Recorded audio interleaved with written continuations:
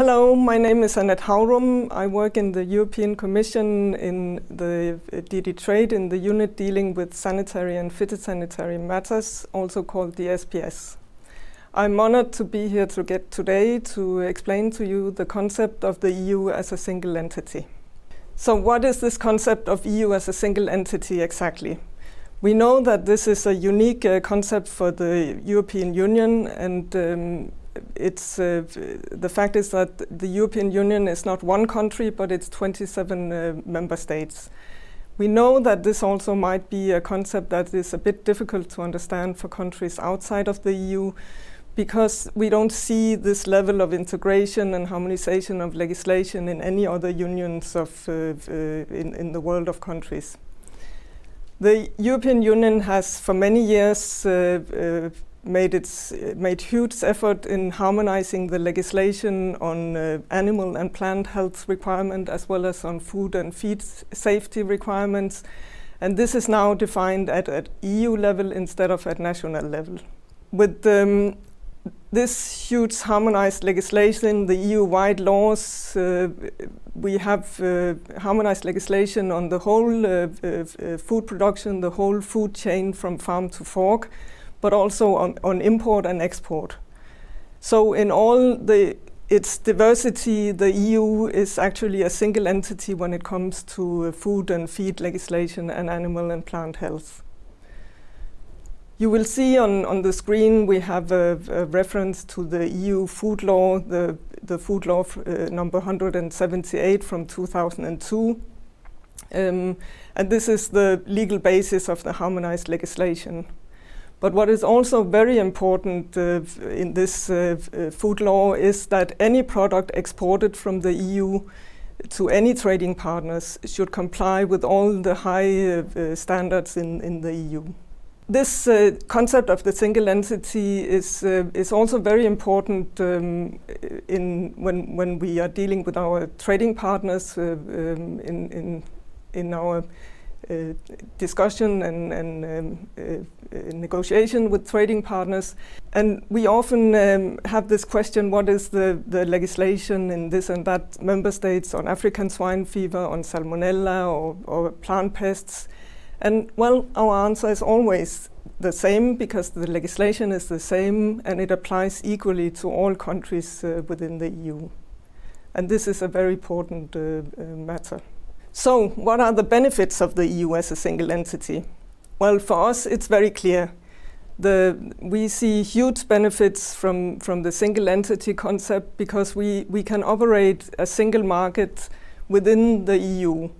So when we are trading from one member state to another, for example from Sweden to Spain, we can trade products without any further border inspection control or any other hindrance. But what is also very important here is that when exporting to the EU, trading partners have a huge benefit from the single market, the single entity concept. Because you will only face one approval procedure when you have to access the market for a product. And with that one single process, you have the access to 27 member states and 450 million consumers in one go. And this is a huge benefit. So you don't face an approval procedure first for exporting to Sweden, and then for exporting to France, and so on. Another benefit, as I already explained, is that you only face border control when your product arrives at the first border in the EU. After this, the goods can be traded freely within the EU. So when the EU provides to its trading partners access to a single market of 27 member states, of course we would like to see this reciprocated. So we are looking for this to be translated into the EU being considered as a trade partner, being a single entity when it comes to our export of agri-food products. The same elements of the single entity is also covered by our free trade agreements, and you will find the text under the SPS chapter, where the key element is that import conditions for a product should be applied to the entire territory of the exporting party in a consistent manner. And here, with the entire territory, we mean the whole EU territory. So it's not only France, Spain, or Italy in the south, but it's also all the countries in the north, the east and west, all 27 member states. And with the single entity, we will also see that this will benefit and it will translate into the approval procedures being simplified, expedited and completed without undue delay and without unjustifiable discriminations. We will also see that this single entity concept will help with giving us a standard processing period and that information requirements are not limited to what is necessary. And I will explain this later in the presentation. So I already explained that we have these elements covered in our free trade agreements, and we will see benefits if these provisions and if trading partners are recognizing us as an EU as a single entity, we will see huge benefits from this. So this will translate into simple and predictable, transparent procedures for application of EU exports. It will also set common import conditions to all member states, and it will ensure that export of products that are produced under the same conditions will apply to all EU member states and that they are treated equally and without discrimination. It will also set clear timeframes for the approval of exports and avoid undue delays for the different approval procedures or steps linked to the exports. So I would now like to give you some practical examples on how we see the benefit of the concept of the single entity. So when the EU provides to its trading partners access to a single market of 27 member states and gives the same import condition for a defined product to your country or to trading partners, then of course we would also like to see this reciprocated for the EU. So we would expect also our trading partners to apply the same import conditions for a defined product to all member states. And maybe I can explain it in another way. If your competent authorities set out import condition for example, apples, then this import condition should apply for apples for the whole EU, not only for apples from Poland or apples from Greece, but for all member states. This will bring clarity and predictability in the process for all products. And this will be a benefit not only for producers and exporters in the EU, but also for importers in your country or with all our trading partners. Because then everyone would know which import conditions are applicable for a given product. We know, of course, that the import requirements will depend on the nature of the product, so there will be different requirements depending whether it's an apple or it's meat or milk. And we know also that the import conditions is dependent on the risk of the product. So fresh meat products will naturally be of higher risk, whereas heat-treated meat products would be of lower risk. What is important here is that we have the same import conditions for all products, for defined products for all EU member states.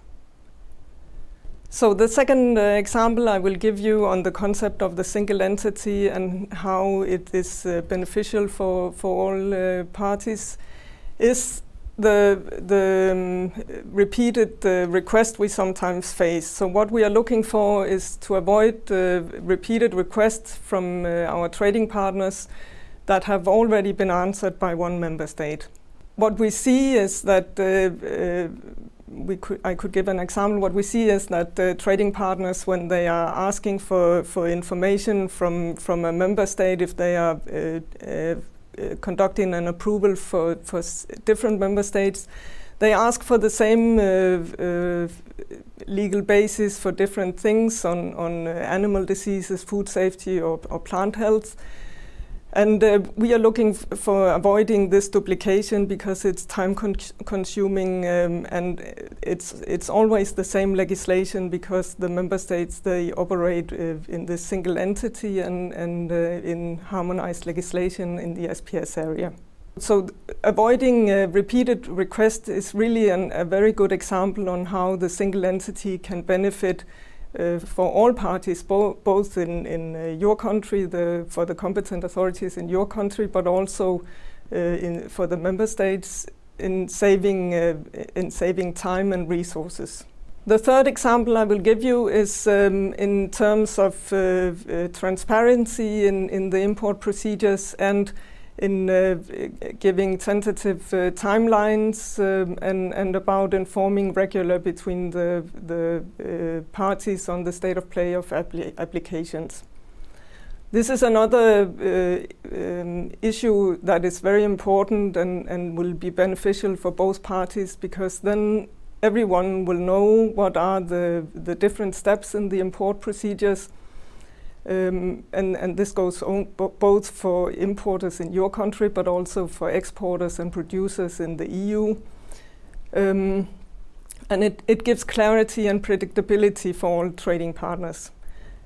And the other element is that it's very important to give an approximate timing for when the approval procedure will be finalized or when the different steps will be finalized, because this will give clarity for both importers in your country, but also exporters in the EU, for when approximately they can start selling their products.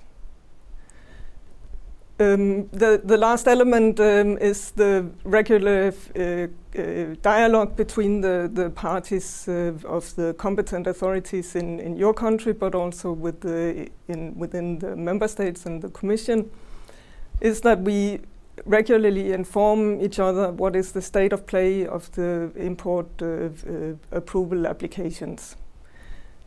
And with this increased dialogue, we will be able to solve problems that might appear in any of the application and solve the problems quickly. Of course, the final outcome of an import procedure will sometimes depend on a risk analysis that is a bit longer than for other products. But what is very important for us is that the process should be clear, so it should be transparent, and it should be predictable for stakeholders, and both for the exporting parties, but also for importers in your country. So this will be my last example on how we see the benefit of the concept of the single entity for the EU. What we see is that the EU provides to its trading partners access to one single market for EU member states in one go. And we would like to translate this also into our exports. So, however, what we see from some trading partners is that they approve one member state at a time, and they use the same full approval procedure and ask the same questions. And we are looking for this procedure to be optimized so that our trading partners are using the experience gained from already approved member states. We see it as a bit too cumbersome and resource demanding if our trading partners are using the full approval procedure for every single member states. And what we are looking for is that when an EU member state A is already authorized for export, then the next member state B, which are applying as the second member state, should of course get a faster approval, because all the questions on legislation have already been answered. And there should only be asked if there is any specific question that needs to be replied by this second member state.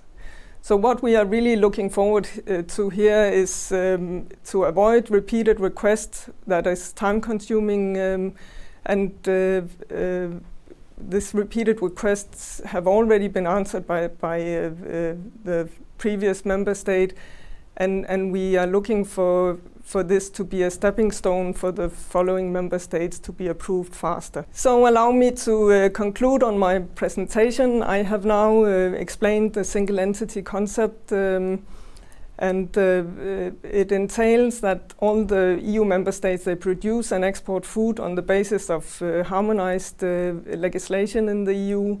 This means that the SPS legislation is equally applied in all countries within the EU, in all 27 member states.